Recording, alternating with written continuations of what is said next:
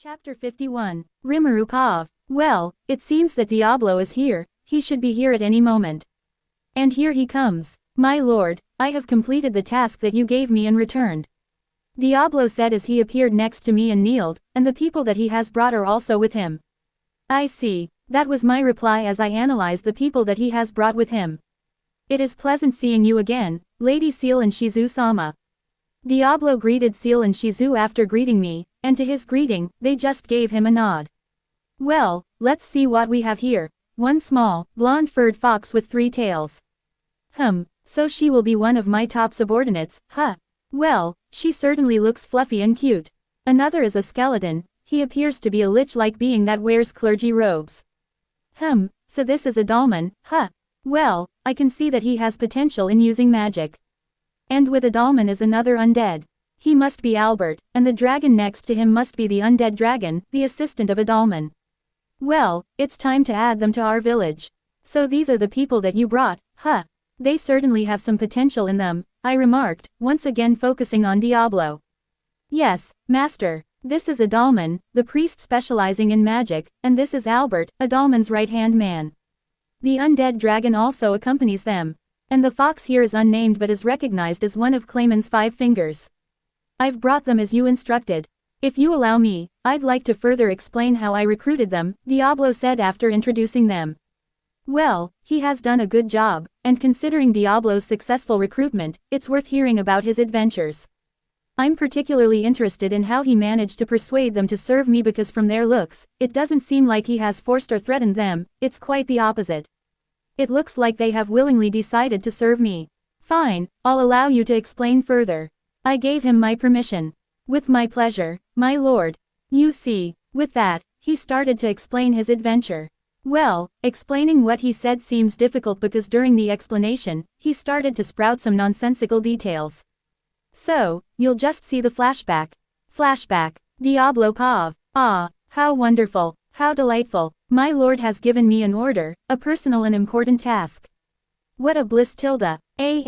Weird. It's very important. My lord has instructed me to execute it flawlessly. It's a crucial task, so I must give my all and execute it perfectly. I can't let Rimuru-sama down. It would be my gravest sin. If that were to happen, my life wouldn't be enough to atone for it. No, I won't let this happen. I will do this flawlessly. Diablo, don't think things like that. Yes, let's focus on the task at hand. So first, I need to go to that weak clown's territory. If my lord didn't stop me, I would have killed him and his subordinates and taken those people with me. But if Rimuru-sama has told me to do it this way, then I should do it this way. My lord must have some divine, grand plan that he has told me this. He is totally wrong. Rimuru is just saving him for later. I am not worthy enough to meddle with my lord's plan. I am just a mere servant of my lord, he is divine, an absolute being. No one in existence can even compare to the dust of his foot. I should just follow what my lord has told me. Yes, let's go with this plan. Okay, now that I am here, the first thing to do is recruit the undead priest named Adalman. So where is he? Let's see, he is undead and according to the information I have, he is bound to this land here by some kind of curse. So let's see where he is. Found it. So there he is. Interesting, he has quite the army of undead and an undead dragon too, but they are not particularly strong, and from the looks of it, only the priest Adalman and his right-hand man seem a little capable. And if that dragon has a name, it can also become quite capable. I see what a divine plan my lord has, to foresee everything. Truly, what a bliss to be able to serve my lord. I am eternally grateful to my past self for deciding to serve my lord. It seems he has set a trap for intruders, Let's assess his capabilities. Third-person Pav. With that in mind, Diablo confidently entered Adalman's trap, keen on evaluating his defensive skills, strategic thinking, and magical knowledge.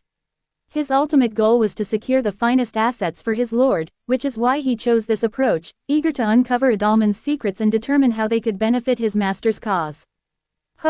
So he's implemented a spell to disable his target's magic sense. Quite a strategic move, I must say. He seems to have a well-thought-out plan. First, lure the enemy into the trap, then block their senses, and finally, launch an ambush with an undead army. While this tactic may prove effective against most Majin, it lacks the finesse needed to outmaneuver opponents of our caliber. Nonetheless, it shows that he has potential to become strong. These were Diablo's thoughts as he progressed through the trap. While Diablo confidently and fearlessly progressed through the trap, suddenly, out of nowhere, an undead army arose and surrounded him. Despite the magnitude of the army, Diablo remained calm and started to observe them. Amidst his observation, a particular undead, adorned in holy robes befitting a priest, stepped forward, releasing his overwhelming aura. "So, you are the one, huh?" The one named Adalman, one of the 5 fingers serving the clown demon Lord Clayman, Diablo said, his voice filled with mockery, as he addressed Adalman, mocking Clayman. "Indeed, I am Adalman, the White King who commands a multitude of undead. A servant of the great demon Lord Clayman and the one he has ordered to protect this land," Adalman proudly declared, standing tall and confident. "Ho ho, great, you say, but all I can see is that Clayman is nothing more than an idiot clown," Diablo mocked Clayman, hoping to provoke Adalman into fighting him with his full strength. "You, a lowly intruder who dares to speak ill of demon Lord Clayman. Surrender quietly. As you can see, I have completely surrounded you and blocked any means of spatial movement. If you surrender now, I may consider sparing your life and granting you the privilege of serving demon Lord Clayman," Adalman stated confidently, believing he held the upper hand in the situation. "I see, but for you to entertain the thought of me serving your lord and betraying my own, how foolish. You have committed the gravest sin. For this, you shall be punished." Diablo's voice grew colder with each word, his anger escalating to an unimaginable degree. In this moment, Diablo's anger knows no bounds. Insulting Rimuru, his one and only true god, is an unforgivable and gravest sin in his eyes. Adalman's actions have gone beyond insult. Even worse, Adalman dared to entertain the thought of Diablo betraying his own lord, which Diablo sees as the gravest sin of all. This betrayal, in Diablo's eyes, is the ultimate sin, deserving of the harshest punishment. While it is true that Rimuru ordered Diablo to bring Adalman back alive, he didn't specify that Diablo couldn't punish him beforehand. Therefore, Diablo is resolved to deliver punishment.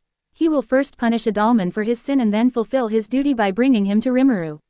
"You will punish me? What kind of absurd idea is that? But rest assured, I shall make sure you meet your end," Adalman declared, and ordered his army to attack Diablo. He rushed into the fight because as Diablo was speaking, he also began to release his aura. It wasn't much, just a little, but it still made Adalman wary of Diablo. That's why Adalman decided to deal with him as soon as possible. "By the way you're speaking, I thought you would attack me directly, but instead, you're using your minions," Diablo said in a disappointed voice. He had expected Adalman to engage him directly, allowing him to gauge his strength. "I'm afraid to tell you that I am more of a strategic and manipulative person than a direct combatant," Adalman replied to Diablo. "Sigh, how disappointing. Holy magic. Purification. Snap." Diablo's voice echoed with frustration and power as he snapped his fingers. As Diablo snapped his fingers, hundreds of intricate magic circles materialized beneath the entire undead army, pulsing with pure energy. And with a snap, a wave of blinding light shone from the circles, engulfing every undead creature in its field. Their anguished cries filled the air as their souls were violently torn from their cursed bodies. In an instant, the curse that bound them to this realm and the curse that made them undead was shattered, leaving them helpless as the once undead were purified and their curse has been lifted. But their fate is far more sinister than mere purification. In the middle of the chaos, with Diablo's evil smile, it became clear that Diablo harbors darker intentions. "Do you truly believe that this will suffice? It won't even scratch the surface of atoning for your sins. The torment of having your soul torn from your body is merely the beginning of your punishment. Dark magic. Pain of the burning soul.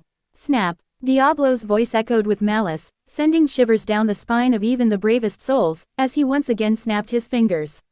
As Diablo's fingers met, hundreds of intricate magic circles, pulsating with malevolent, ominous energy, materialized beneath each soul that was, mere moments ago, ready to pass on. With a sinister hum that seemed to echo from the depths of the bottomless abyss, the magic circles activated, unleashing a relentless torrent of flames, directly from hell itself, inflicting excruciating agony upon each soul, intensifying their suffering beyond mortal comprehension. It won't be enough to condemn them for their sins, but any more than this and their souls will break apart and collapse on themselves, making it almost impossible to return to their prior state. So, for this once, I shall stop at this. Now then, all of them are finished. What about the former holy priest, Adalman? Diablo contemplated what to do about the undead army, and after coming to a decision, he once again focused on Adalman.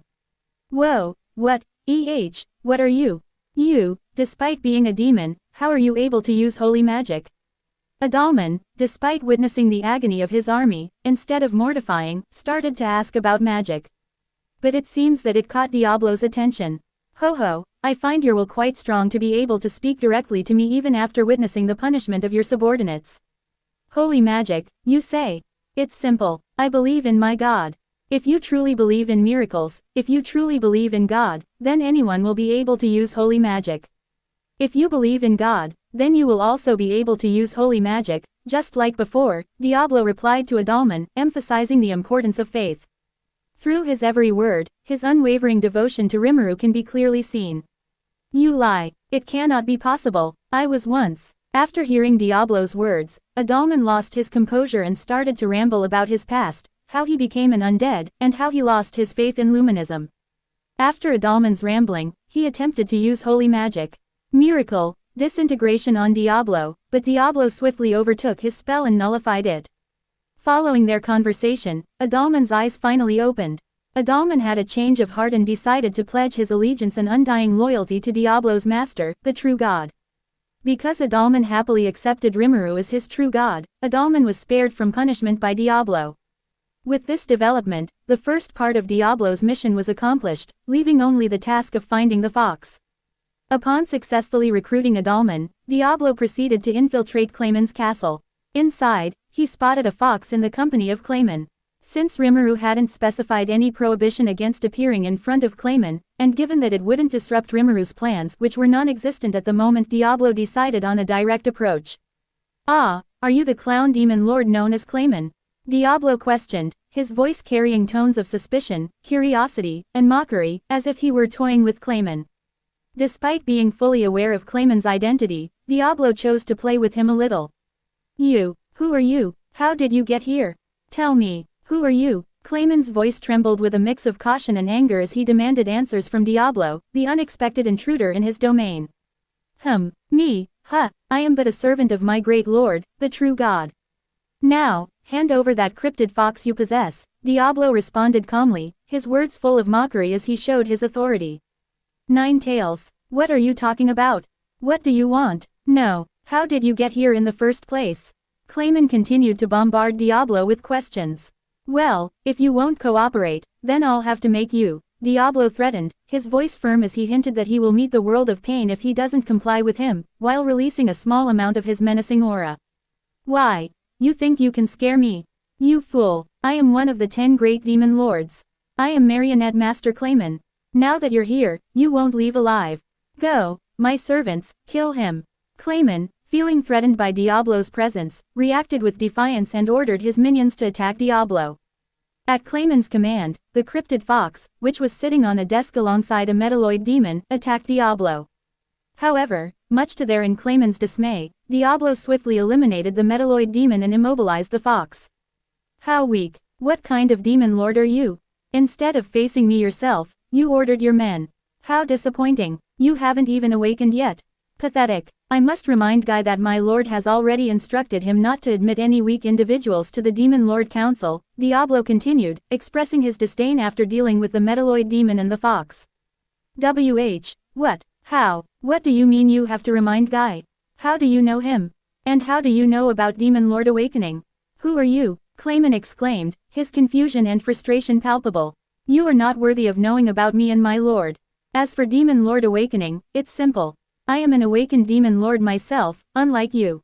You lack the strength and skills required to be awakened, and just by looking at your soul, I can tell that you are not one, Diablo replied calmly, his words showing nothing but superiority. Enough chatter. It's time for me to leave, he added, picking up the fox in his arms. Help me help. As Diablo picked up the fox, she pleaded for help. Diablo heard her plea and a smile replaced his stern expression. With the fox's plea, his second goal was achieved.